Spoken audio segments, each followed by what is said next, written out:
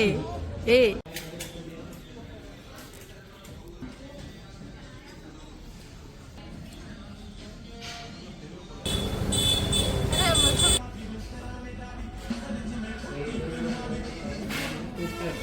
কে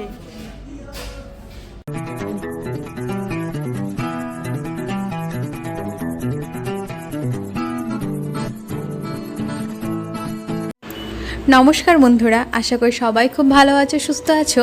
আমরাও বেশ ভালো আছি। আবারও তোমাদের সামনে একটা ভিডিও নিয়ে হাজির হয়ে গেলাম। আবারও একটা রেস্টুরেন্টের ভিডিও। সেটা তো তোমরা দেখতেই পাচ্ছ, জেবি রসোই। মেয়ের বাবা এখন মেয়েকে নিয়ে কোথাও খুব একটা বেরোতে দেয় না। এই গরম লেগে যাবে, এই ঠান্ডা লেগে যাবে, এইসব কথা বলতে থাকে।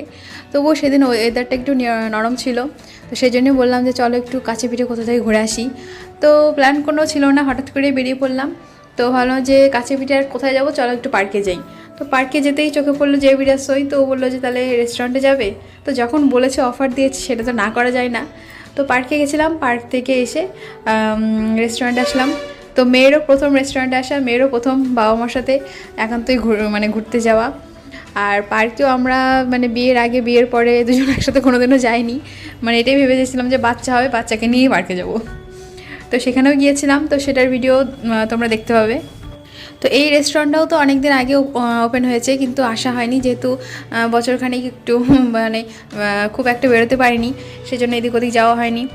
রেস্টুরেন্টে ঢুকতেই দেখা যাচ্ছে যে একদম ওপেন কিচেন, বাইরে প্লাস ভেতরে সম্পূর্ণ দেখা যাচ্ছে কীভাবে কি রান্না করছে। একজন মেয়ে শেফও দেখলাম, খুব ভালো লাগলো দেখে। আর অনেকটা বড় সড়ো জায়গা মিলে করেছে, দু সাইডে বসার মতো জায়গা আছে, প্লাস উপরে যাওয়ার উপরে একটা জায়গা আছে, দেখাচ্ছি একটু আস্তে আস্তে সেগুলো।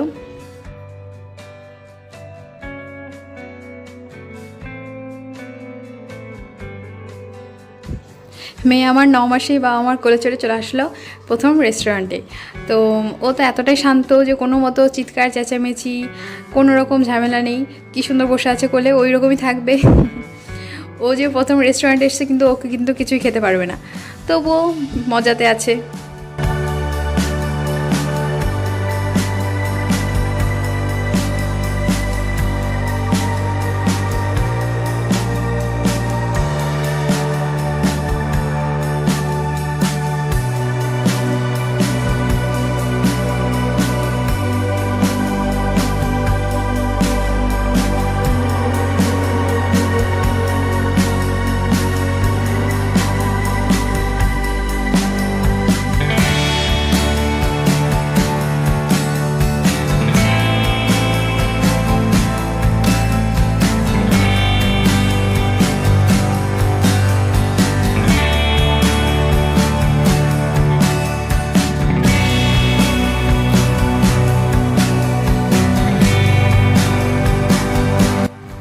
চারিদিকটা কতটা সুন্দর করে সাজানো দেখতেই পেলে।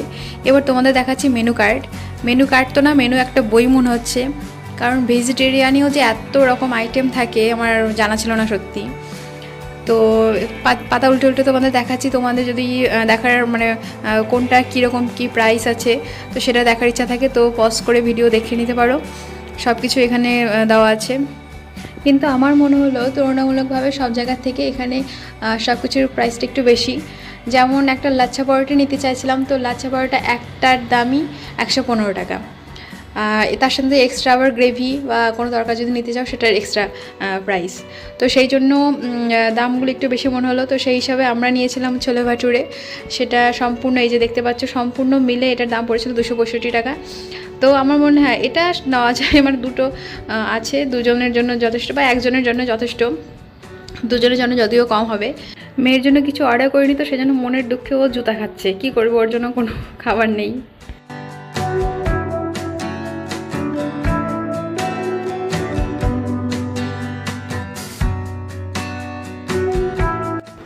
ওকে কিছু খেতে দেবো না, তো সেই জন্য ওকে দিলাম যে তুই চামচটাই খেতে থাক। আর ও সেটা পেয়েই খুশি, ওটা নিয়েই খাচ্ছে, ওটা নিয়েই খেলছে।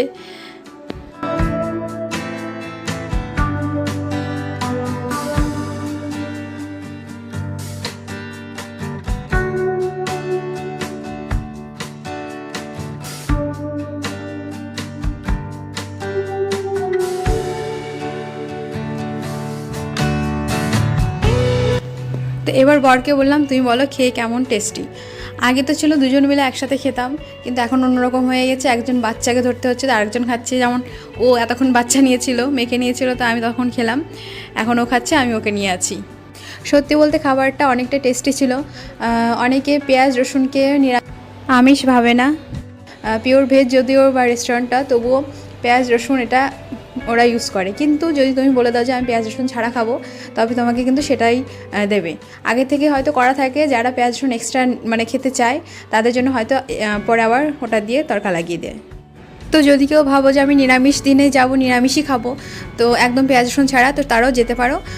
ওদের এক্সট্রা করে বললে পরে ওটাই করবে, কারণ যখন ওরা খাবারটা যখন খাবারের অর্ডার নিতে আসে তখনই ওরা জিজ্ঞেস করে পেঁয়াজ রসুন থাকবে, তো সেখানে তোমার চয়েসটা তুমি বলতে পারো। মা মেয়ে আমাদের খাওয়া হয়ে গেছে, আমরা উপরে চলে এসেছি। উপরে এসে দোলনায় দুলছি, ওদিকে নিচে বাবা বিল টিল মিটিয়ে আস্তে ধীরে আসছে। আর মেয়ের খাওয়ানোর সেরকম চিন্তা নেই, কারণ ওকে একদম ভাত ডাল সবজি দিয়ে পাতলা করে খিচুড়ি বানিয়ে খাইয়ে নিয়ে এসেছি, লবণ চিনি ছাড়া, যেহেতু 1 বছর লবণ চিনি দেওয়া যাবে না। তো ওর একদম পেট ফুল আছে। আর আমরা ওই 2-2.5 ঘন্টার মধ্যে আবার বাড়ি ফিরে গেছিলাম, তখন গিয়ে আবার ওকে খাইয়ে দিয়েছি।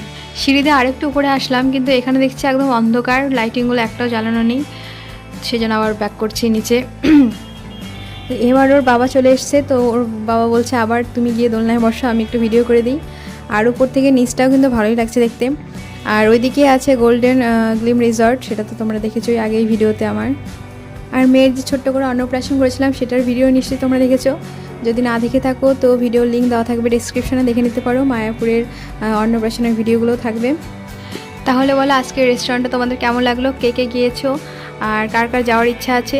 আর যদি কোনো ইনফরমেশান তোমাদের ঠিকঠাক মনে হয় তাহলে অবশ্যই একটা লাইক করে দিও, কমেন্ট করে জানিও কেমন লাগলো। আর নতুন বন্ধু হয়ে থাকলে অবশ্যই সাবস্ক্রাইব করে পাশে থেকো। তো আজকে এই পর্যন্তই রাখছি, দেখা হচ্ছে আবার কোনো নতুন ভিডিওতে। ততদিন পর্যন্ত সবাই ভালো থেকো, সুস্থ থেকো। তাহলে আজ চলি, আসবো আবার ফিরে। টাটা।